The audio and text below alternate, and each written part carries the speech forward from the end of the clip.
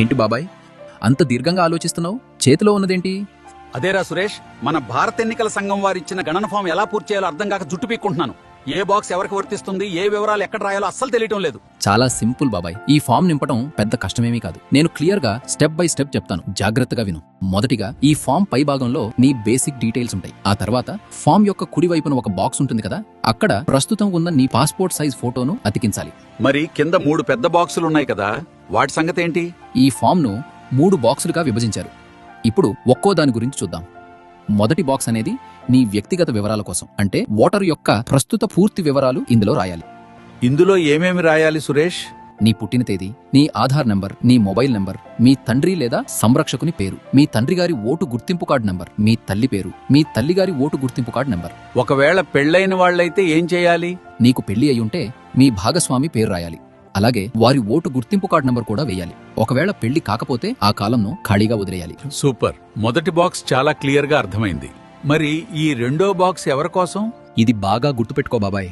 2002 సంవత్సరం నాటికే నీకు ఓటు హక్కు ఉంటే అప్పటి SIRల జాబితా వివరాల ప్రకారం ఈ రెండో బాక్స్ ను పూర్తి చేయాలి. అంటే ఏమేమి వివరాలు ఇవ్వాలి?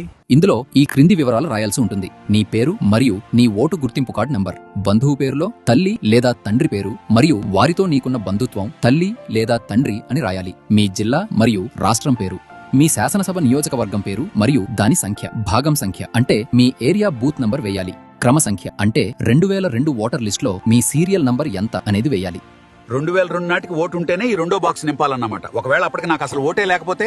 సరిగ్గా అక్కడే మూడో బాక్స్ వస్తుంది బాబాయ్. 2002 నాటికి నీకు ఓటు గుర్తింపు కార్డు లేనట్లయితే మీ తల్లిదండ్రులు లేదా తాతయ్య నానమ్మలకు భారతదేశంలో ఎక్కడున్నా సరే వారి గత 2002 నాటి SIR ఓటర్ లిస్ట్ వివరాలను ఈ మూడో బాక్స్ లో చేర్చాలి. అంటే నా వివరాలు కాకుండా మా నాన్నగారి లేదా తాతగారి వివరాలు రాయాలా?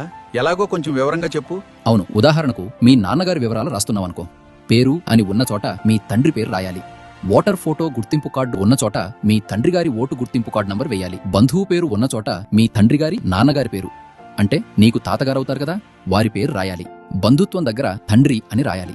ఆ తర్వాత మీ జిల్లా, రాష్ట్రం, శాసనసభ నియోజకవర్గం పేరు మరియు నియోజకవర్గం సంఖ్య రాయాలి.